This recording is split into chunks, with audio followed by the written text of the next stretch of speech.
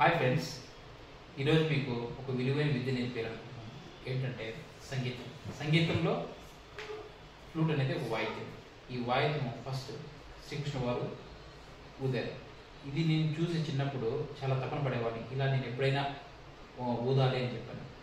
ఇది మా నాన్నగారు చూసి ఒక గురువు దగ్గరికి చేర్చాను.